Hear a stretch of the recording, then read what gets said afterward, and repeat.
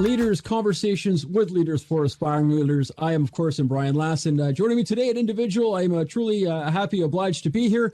Joseph J. Lestrange. He is the Division Chief of Homeland Security Investigations, Transnational Organized Crime with the U.S. Department of Homeland Security in Washington, D.C. Just about the coolest job title I think anyone could ever endeavor to have. And as well, adjunct professor in the PhD program for global leadership at Tiffin University. Certainly obviously the list goes on. Much of I'm sure we'll be talking about. So again, Joe, I thank you so very kindly for being here today.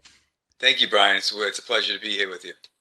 Excellent. So maybe it is a starting point. And again, certainly much like I've alluded to, I'm certain a lot of people are very, sort of interested in what this role that I've sort of prefaced is all about. So maybe as a starting point, I guess, present day, maybe you can give us a sort of a guise of what sort of the day-to-day looks like for yourself in your current role.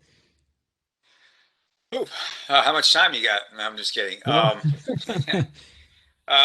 So my current role, as the Division Chief of Transnational Crime for the agency, I'm responsible pretty much for the strategic development and program oversight of about 7 units of intelligence and criminal investigator and uniform law enforcement personnel, all kind of mixed together. Looking at a national level of, how transnational organized crime can potentially exploit the customs and immigration laws of the United States, as well as anything essentially committing a crime to traverse the border. So we're pretty much like the investigative branch for the Border Security Agency. Part of my portfolio is the firearms smuggling program, the national gang program, trade-based money laundering, human smuggling and trafficking. And then I have the commercial maritime narcotics portfolio as well. And then I have 4 operational centers that fall under our division that support the field throughout the United States as well as overseas. We have agents that are overseas in 61 offices overseas, about 50 countries, working with our counterparts overseas to, connect the dots to the transnational criminal organizations.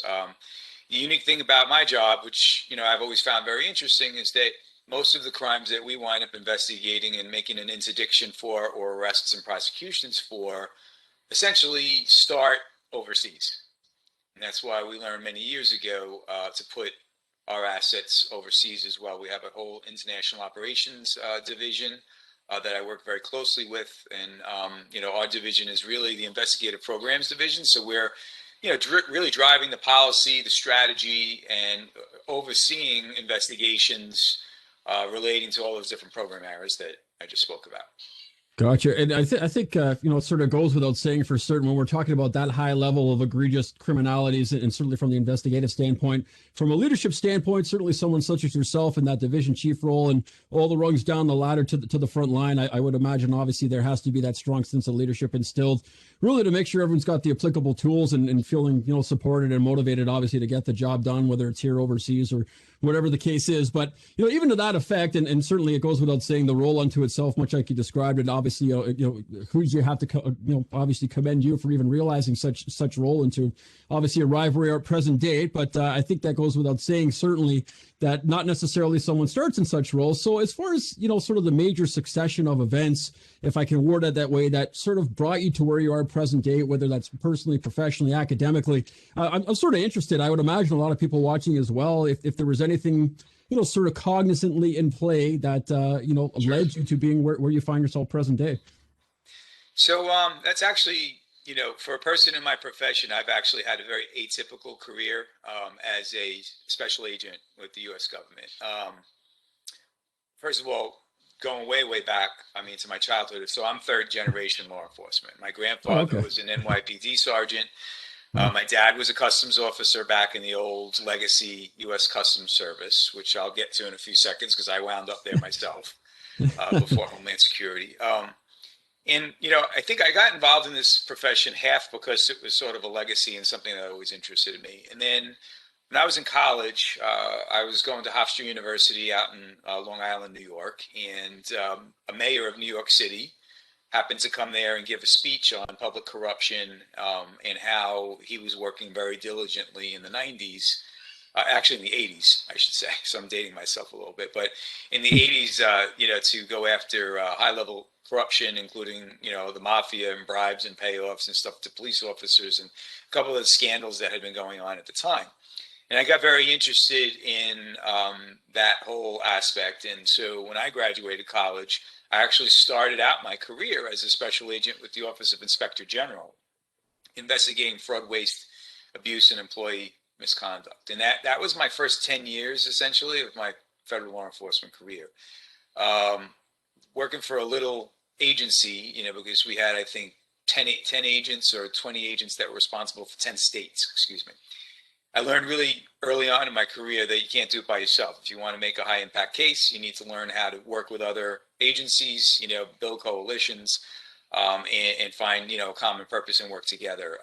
And that led me into this whole pathway that really informed my career the whole way through, working in the task force model. So, when a lot of the other special agents were learning the skills of the trade from other special agents, I was embedding myself in task forces, working side by side with state and local police officers, really learning how they do business, seeing where it was different, where it was the same, and really drawing from that best practices model. So after about 10 years of that, I wound up transferring into my dad's legacy agency, which I was very proud to transfer to U.S. Customs Service. That I was working narcotics, money laundering, internal conspiracy cases where the airline employees were, smuggling dope for the cartels. The stuff made of movies, basically. Yes and no. It's never as exciting in real life as it is in the movies. But it was great. I would do port patrols, vehicle inspection points, passenger inspections, cargo inspections, respond to port calls, and then when an apprehension was made or a seizure was made, we would try and turn that into investigations for the smugglers, basically just chasing smugglers. And then 9/11 happened. Yeah. Not too long after I was with U.S. Customs, and that changed the whole game essentially. I was a first responder to 9/11, and it affected me deeply. Shortly thereafter, I was also a first responder to the Jamaica Bay flight that went down. It was headed to the Dominican Republic a couple of months later. Having seen those two incidences, and when the plane first went down, they thought terrorism, of course, because it was so close to 9/11. But it turned out after the investigation was completed by the NTSB that it was pilot error. But in any event, the whole dynamic of really law enforcement, federal law enforcement, changed in the country. And so maybe I could interject it and ask a quick question there, because certainly, and admittedly, this is on the list of questions asked. Sure. But I think that this certainly may be a relevant point to discuss it. I mean, I think it goes without saying that there's sort of a sentiment that the sign of a true leader, true leadership, is certainly going to prevail and rise to the occasion in the eye or even wake of a crisis. And I think it goes without saying to call 9/11 a crisis would be the understatement of the century. I mean, we're all well aware of what went down there. But I'm wondering, you being a sort of on the ground, boots on the ground, first responder to something like that, certainly unseen of, unheard of, really, especially in a place like New York City. I'm wondering what lessons really that you may have taken back to yourself, or you may have to take away from that incident from a leadership standpoint. Maybe you saw the good and the bad. Maybe you can speak to both angles. Sure. Well, look, there was a lot of heroism. There was a lot of good leadership. There was also a lot of really poor leadership and a lot of mistakes made. I mean, obviously leading up to that event, intelligence failures, failures to communicate among agencies, right? So that's like the big takeaway.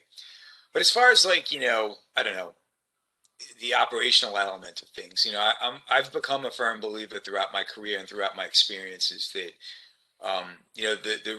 the more trust you build and the more you train during steady state, the more you involve the people that report to you in the decision making, and the more you rely on your subject matter experts as a leader to create an environment where you're sharing responsibility instead of telling people what to do. The more you do that during steady state, and the more you train together and you train for potential scenarios, that's when the true leaders really show up for the crisis. Because you have to have that trust. When you're in a connected environment and you're working together to solve a problem, let's say during steady state, right? and you're building that trust, then when things really go sideways and you need to make quick decisions, and you're being looked to by your staff for guidance, they're going to trust what you have to say, and they're gonna follow you more likely because they've got buy-in into the way you manage, right, and the way you lead. A lot of people that make the job all about themselves and, well, you do what I say, and it's my way or the highway. That style of leadership, as you probably know from your experience in law enforcement, still is out there. And that's when you start getting people second guessing. And when they start second guessing, they hesitate. And when they hesitate, they get hurt. And that's one of the kind of things that. So I really feel that a big crisis like that, obviously, none of us had faced it. So we all learned a lot, I hope. To wrap up that question, because it's an excellent question, I think as a leader, you want to try and create an environment where it's a learning environment so that you can actually sit back and sit down with your folks and reflect on things that happened, both good and bad, and replicate the things that you got right, and then figure out together how to fix the things that you got wrong so that the next time you're faced with something similar or the same thing, you have a better battle plan. Absolutely. Now, just to preface one of the things that you mentioned there, that I guess autocratic style of leadership, that sort of authoritarian, my way or the highway type style of thinking. And again, it's a sad reality that's still out there, whether it's in law enforcement or otherwise. So I guess I'm curious to get your insights here. I mean, certainly we're in different geographical locations, different agencies, Sure. different portfolios in the whole scenario. So, as far as true leadership goes and everything that you believe it to embody, I'm wondering what your take is, whether, there is perhaps a lack of leadership, basically how we're doing in the current landscape, or rather, are we merely managing people, that authoritarian style versus actually leading them? And based upon that, do you think there's anything, certainly you bring the academic perspective as well as the applied for certain. So, is there anything right off the bat that aspiring leaders, current leaders, perceivable leaders can maybe put into play to be leaders that actually lead as instead of just sort of employing this my way or the highway type sort of thinking? Well, that's a very long compound question, so you might have to bring me back to parts of it. But look, at the end of the day, right? People, they lead the way they know, and a lot of that is influenced on how people supervised them in the past, right? Sure. And I think some people respond to that by being the same way. Others respond to that and say, that boss that I had back 10 years ago was really not such a nice guy or gal, and I'm not going to be that way. But I think leadership is something that can be taught. I think that,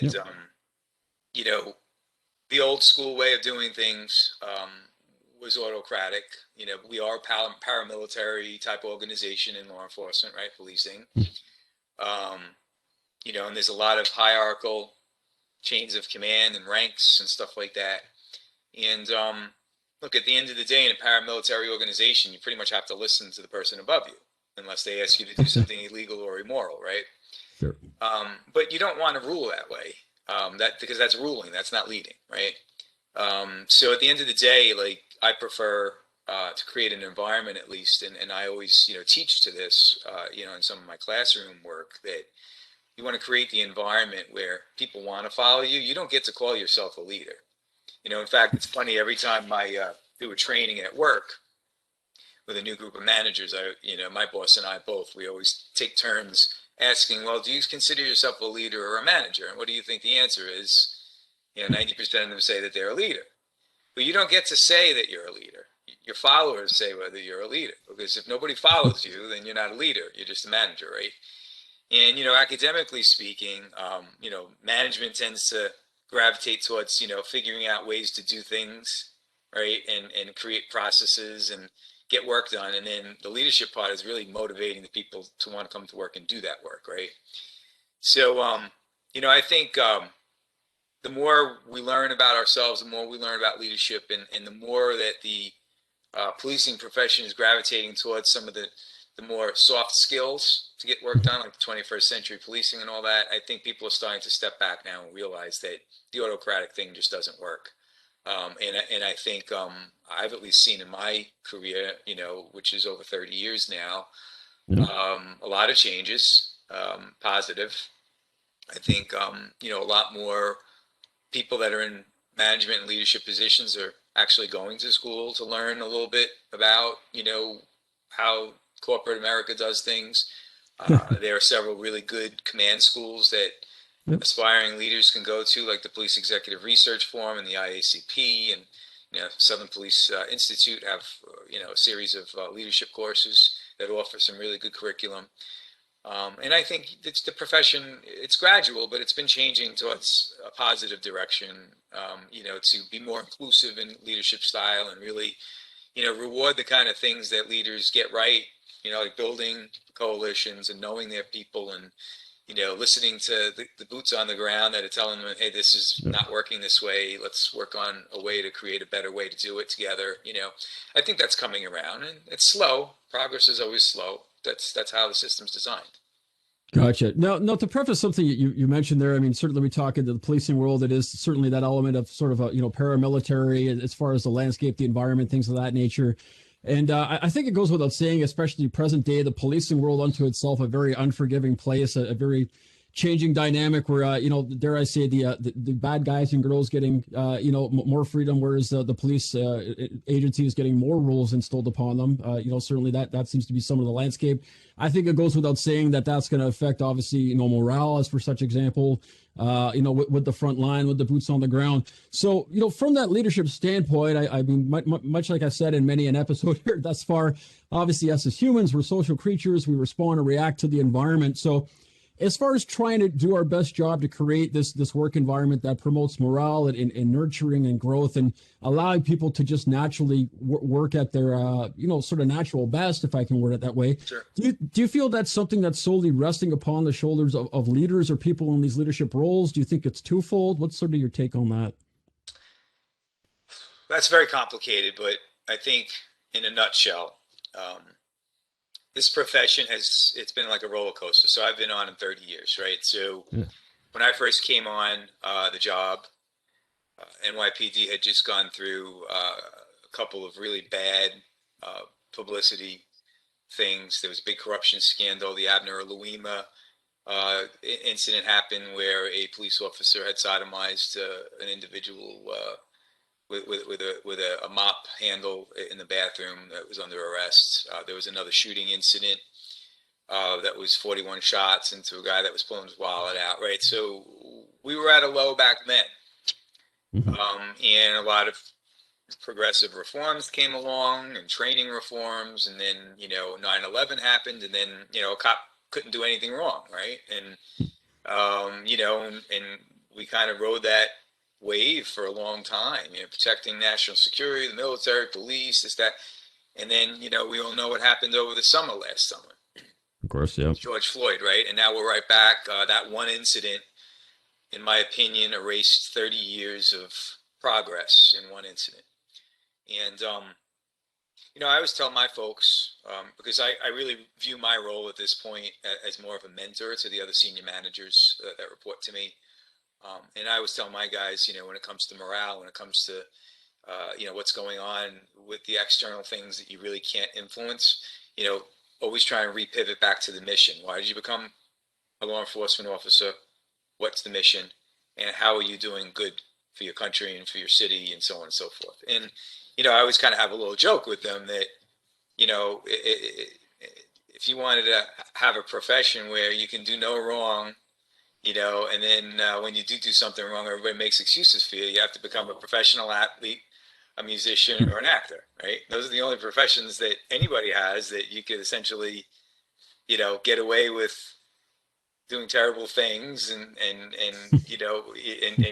as far as media publicity, at least, and people will still follow you because they think you do what you do really well, and they don't care that you got caught doing X, Y, and Z, or I mean, so if you want to always get a pat on the back every time you do something good, then that's the career you should have pursued. But yet we're all here, right? We're cops, right? So, I think the resiliency part gets built into, and being able to weather these different sort of ebbs and flows in the profession. It really comes down to the environment that you as a leader create.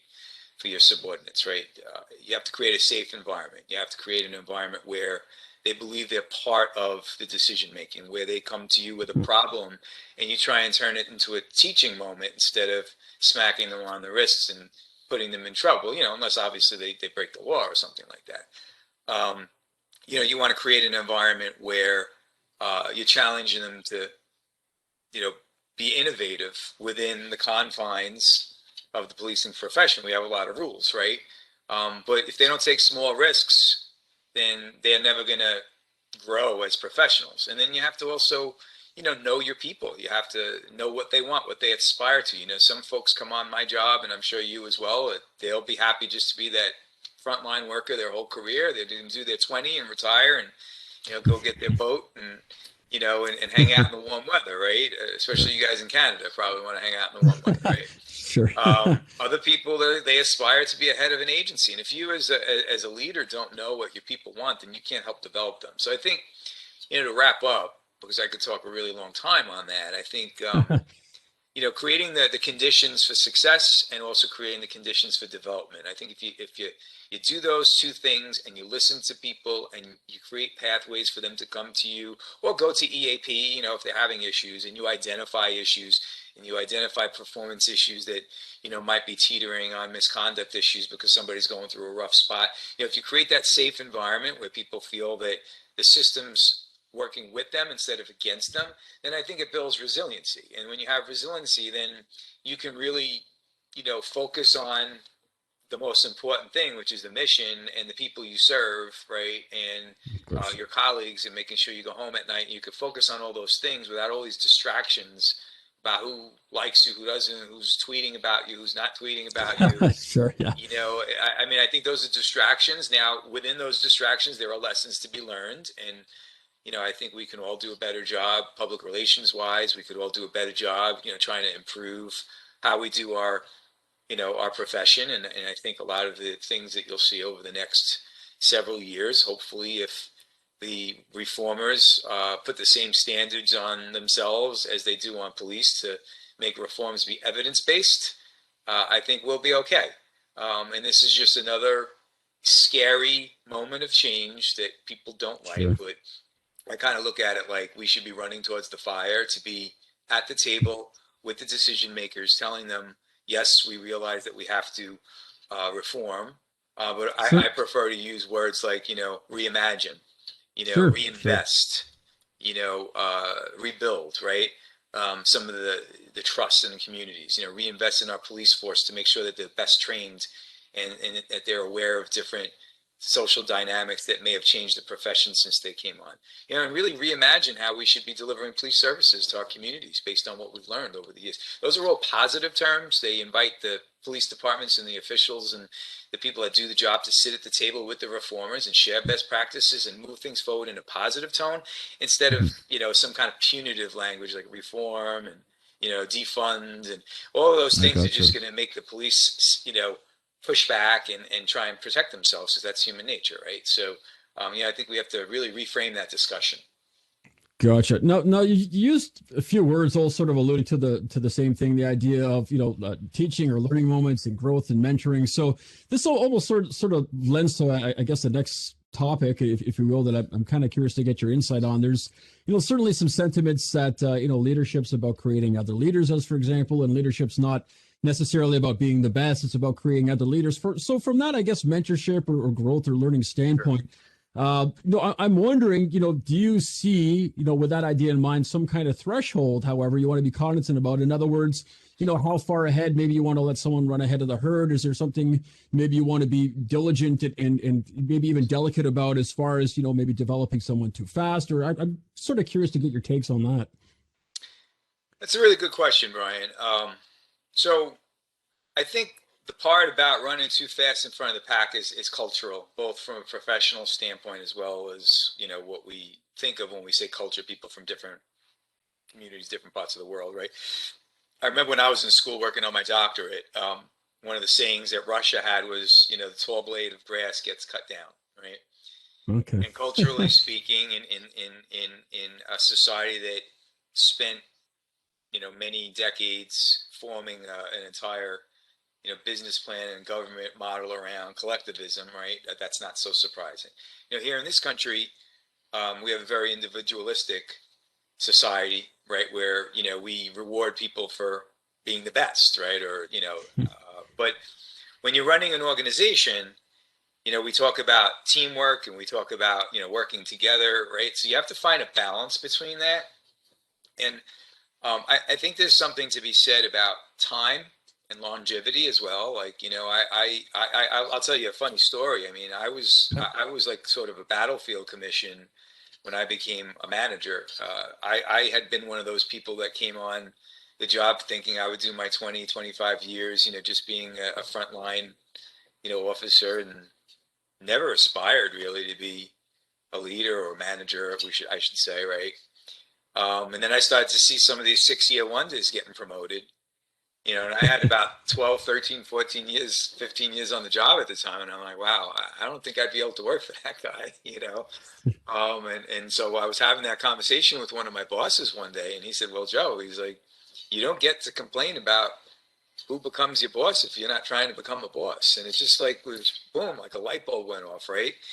And ironically, about 2 weeks after that conversation, my boss at the time made a decision he was going to retire. So he started just like burning all of his sick leave and his annual leave, because at that time they didn't get bought out, for the amount of leave you had in the books when you left. So, senior managers would just like, they would call in sick for months at a time, so all of a sudden I was running a group. I had been a team leader. I thought that was enough for me, and I was running a group, and, it kind of stuck. And, here I am, 12, 13, 14 years later. I forget what it is exactly at this point, but, and I've, got a, an executive level position, and, I really enjoy that leadership aspect and mentoring others to learn from my mistakes and stuff. So, I think to sum up your question, the most important point I'm trying to get to is that no matter how you get there, you have to realize, and I think you hit a very important point, it's not about you, right? And the biggest mistakes I've seen over my 30 plus years is when a leader or an espoused leader, right? Because again, I said earlier, I think we don't get to decide that, our followers do, right? So I think we're all aspiring leaders. So you get an aspiring leader comes into a new assignment or a new organization or a new division, whatever, and they make it all about them. And they turn the place around, and they motivate people, and they improve. Everybody wants to work for this person, right? And then that leader leaves, and the place falls apart, right? So, and I'm sure you've seen that in your career at least once or twice. I've seen it many times. I've even seen it on the national level, when you have these really charismatic, I think charisma gets mistaken for competence sometimes. Sure. And, charisma is one of the elements that followers decide that they're going to follow somebody, right? But when you don't have that competence and that character to back up that charisma in a positive way, and when you don't have the mindset that you're a steward and that you need to set up different processes and different ways of doing business, and that culture that you were able to inspire people to work for you is embedded in the day-to-day routines, so that when you leave, people continue to follow it. If you don't accomplish that, then I would make the argument you're not a leader. You're just a manager, or you're just a charismatic person that came along at the right time, made things a little better, but really broke the organization, because once you left, everything fell apart. So in essence, we're maybe to word it this way, and correct me if I'm wrong, almost a suggestion that a leader should endeavor to change the culture for the better, but in a way that it can almost maintain itself once that leader goes on. I guess is kind of the notion. 100%, and it's not easy to do, because you have to have the ability to self-reflect, and you have to have the ability to share power, and you have to have the ability to, create situations in an environment where, the people that report to you are the ones who are really solving the problems, right? And you're just helping to shepherd them in a way, not to make it a biblical reference, but, no, sure. You know what I mean? Like, and it's hard to do. Makes perfect sense. So That being said, and before I sort of lose the thought here, because one thing I am certainly interested in, and it goes with the notion that obviously the role you're now division chief, obviously this is certainly a successive, rank or role, being that obviously there's been numerous, as I describe it, rungs in the ladder all the way up. There's certainly the notion of frontline, first level supervisory, and obviously different, ranks or roles, however you want to use that such terminology. And even with that idea, there's this sentiment that the closer you get to the top rung, it's more strategic thinking versus the front line, it's more tactical thinking. And this idea that maybe middle management is the hardest ground to navigate because it's a push pull match between the two. So I'm wondering for you, and really the notion I'm trying to get at, with each successive rank or role, did you find you were having to do more of certain things and less of others? And that could be from a skill set or job function. I'm kind of curious your take on that. Yeah, that's a very good question, Brian. So, I think if you're open-minded to want to learn and be better as a leader, right? You learn really quickly that probably, in my opinion, that best job I ever had was that first line supervisor, because you were one with the team. You were leading the charge. You were getting your hands dirty when you had to. You were making decisions about the direction of a group of followers, right?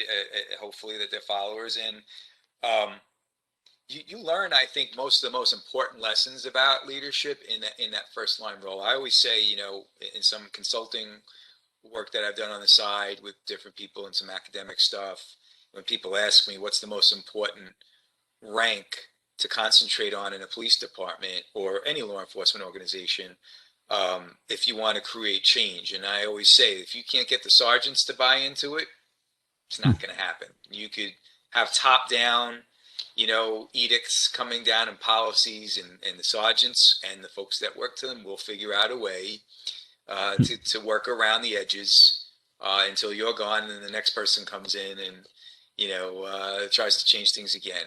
You have to get buy-in from that first line supervisor. They're the ones that are closest to the boots on the ground. They're closest to the problems. And as you move different, second line supervisor to me was the loneliest job, because now all of a sudden, the first line supervisors and the people, the boots on the ground, don't trust you because you're middle management, and senior executives don't really trust you because you're middle management, right? So you don't get to be part of all those big high level decisions, and you're sort of just kind of in this lonely space where you're like this buffer in between executive leadership and the teams that have, or the groups that are being run by the first line supervisors. So I found that role was very lonely. And then, once you get into that executive level, commands, I'm a couple of levels above that now. And I miss that sort of connection with the boots on the ground. I do try to go out of my way as much as possible to interact.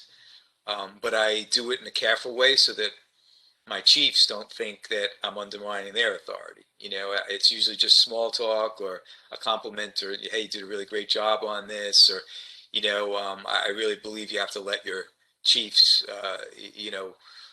that report to you do their job, right?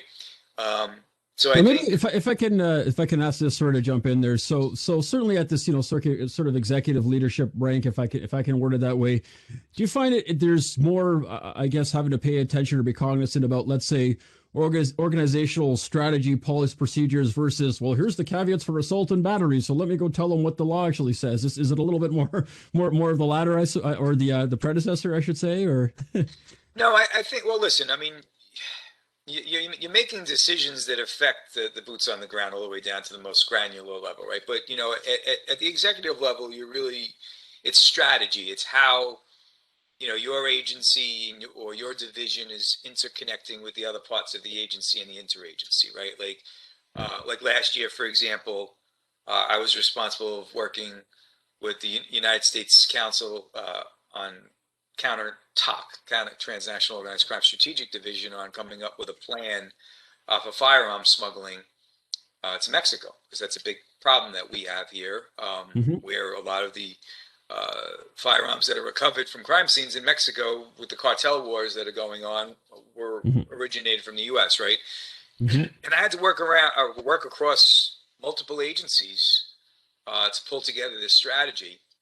And my agency wound up having a leading role in that strategy because of the fact that we are the investigative arm for the cross-border operations. But there was the alcohol, tobacco, and firearms Sure, ATF. Yeah. involved. There was FBI. There was, the DEA, because they look at it from the perspective of, cartel violence. Well, they're the ones who are buying the weapons to kill each other down there, for the drug trade, right? So, so you couldn't go into these types of negotiations pounding your chest and saying, well, it's a border offense and it's just going to be ours, right? And so you get involved in a lot of these like strategic level engagements with other agencies on how you can really build things for the folks that are doing the job on the ground that make their job easier, and where they have more resources to draw upon, and where they're working at the field with the other agencies as well, because unlike, Toronto, our federal police force, unlike our CMP, is fractured into sort of programmatic areas, of course, right, and responsibilities. Absolutely. Instead of being like one national police force. Although,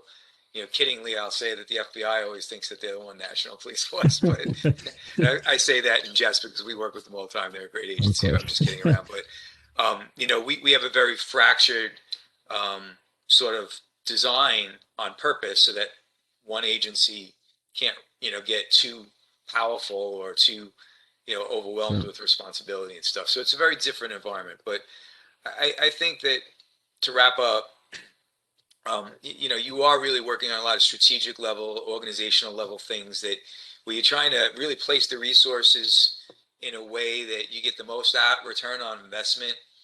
Hiring decisions, for managers to bring the right people along. Budget decisions, that, like we just had a 27% reduction in our budget with the new president coming in, right? And myself and my boss, we had to, really have some tough conversations with senior leadership to say, the heads of the agency to say, well, this is where we can cut, this is where we can't, and this is how it affects the other programs, if you cut. So you get involved in a lot of that stuff, and strategic planning, like, all right, this is the next big thing coming, let's get ahead of it. And it's fun. I mean, not everybody's, wired to do that kind of work. I happen to enjoy it, but it's not for everybody. But I think that if you're doing it right, the things that you're doing at the strategic executive level are making the job easier for the boots on the ground. That's the whole purpose behind it. Absolutely. So with that being said, and look, you've been obviously so very gracious with your time and your insights and sharing, and we're obviously, everyone watching, so very appreciative, talking about 9/11 and all the like. Obviously a lot of very interesting things to come out of this conversation. So sort of what that leads up to, I guess, is my famous or infamous parting words, if you will. And it's everyone's favorite question, having to do with the fact that, certainly, as I've said many times, there's no obviously magic pill to just take and say, listen, you do X, Y, and Z, and then you'll be a division chief with, like Joe Lestrange, so to speak. But, as far as maybe insights or advice for those striving to realize these successive or perceivable leadership roles, whether it's academic, professionally, or just, personally for that matter, certainly if you have any perhaps insights in that regard, or maybe adage that you're willing to share, the floor is yours, sir. Well, I always tell my folks, because I have these conversations with my senior managers all the time, asking for advice on how to get to the next level. I mean, and I can only say that I can help them learn from my mistakes. I came up in an era, where you just kind of put your head down and every assignment you were given, and you tried to be the best that you were, or the best that you could be at that assignment. And then, when you did such a great job, you get tapped on the shoulder one day and your boss would say, you're ready for the next rung, right? That's not the world today. So, I tell all the folks that report to me that you have to humbly market yourself, and when I say humbly market yourself, I mean that you don't want to be that person that's, following the boss around and, as the old saying goes, kissing butt or whatever, but you have to make yourself present. You have to volunteer for assignments. You have to, realize that there's a people factor, and that if people don't know who you are, they could be looking at your resume and you, on paper, you could be the best person that they've ever seen, but if they don't know you, they don't know your character, they don't know what you're about, those things that you can't put on a resume, right? Like, then they're not going to pick you, right? And I'm talking about when you get to the senior levels, right? Because in the first few, ranks in the police departments here in the States, at least up to captain, it's a test, right? And then beyond that, then it's selection, right? So I'm talking about how you get beyond that captain rank, right? And then the other thing I always tell people too is that, I kind of learned the hard way coming up. I had a very long trajectory.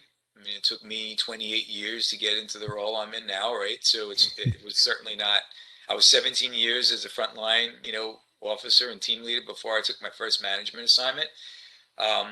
So, one of the things that I never really took the time to notice is where are the informal power structures in your organization, right? Like, and embrace that. So when I'll give you a personal story. So when I first came down to headquarters and my senior leadership found out that I had a PhD, they're like, "Oh, we have this problem we want you to help us solve." So and they sat me down and they wanted me to come up with a fair and transparent headquarters rotation strategy so that we could bring enough people from the field into headquarters, but not keep them here too long so they became irrelevant before we cycled them back out for the field. And so and I won't bore you with all the details of that. It's for another conversation. But I put a team together, about 17 managers, and we came up with a great plan. And the head of the agency was like, "Oh, that's great. We're going to implement it, right?" And he's like, "Well, what about?" And then he asked me to work on another project having to do with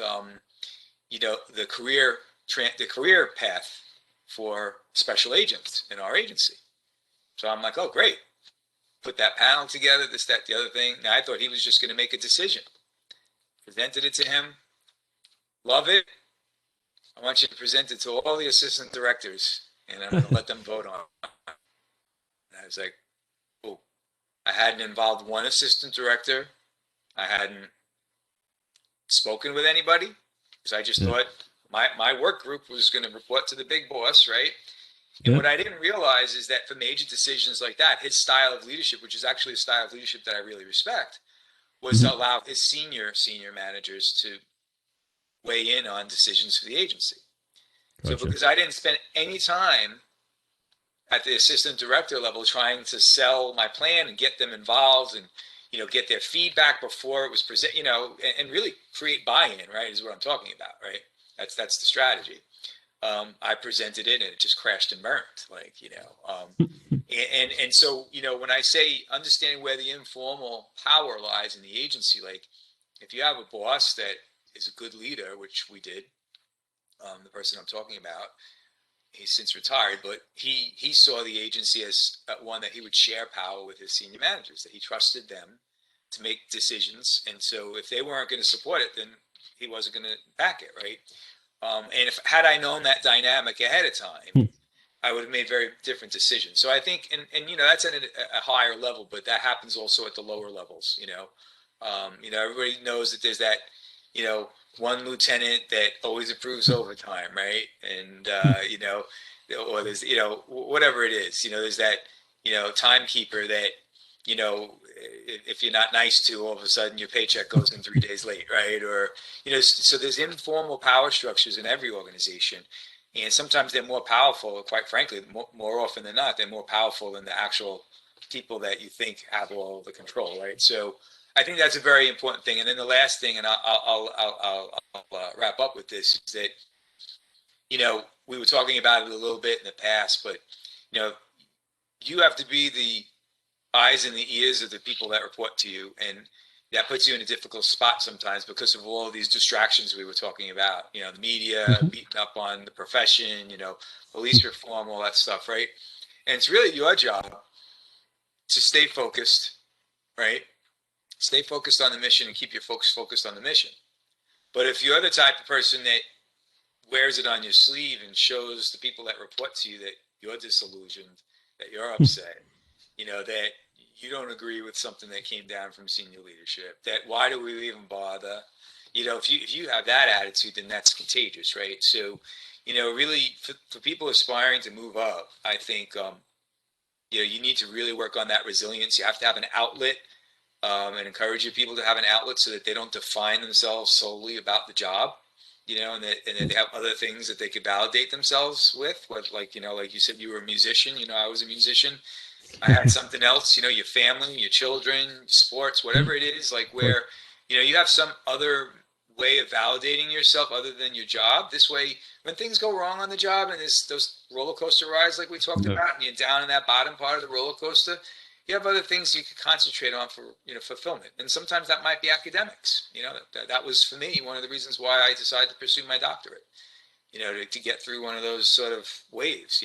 And I look back now and I'm glad I made that decision. So I think those three things probably, hopefully that those were helpful, but I think those are the three things that I would consider. And it's actually to that effect. It's interesting. You sort of mentioned the notion of humbly market yourself. I mean, certainly I would suggest long gone are the days of someone just, submitting a resume to someone and thinking it may, get looked at or they get an interview. I mean, we have things like LinkedIn, and now we have all these different ideas of having to position yourself as a perceived this, that, and the other. So it's certainly a different ball game. So obviously that idea of humbly marketing yourself, almost sort of the job search and that part of it is almost a job unto itself. I mean, I have to go on and post articles now, or maybe I need to start a YouTube channel. So shameless plug to Brian Last. But in all seriousness, it is obviously relevant to the 21st century, and having to put yourself out there, and if as well also just to show that.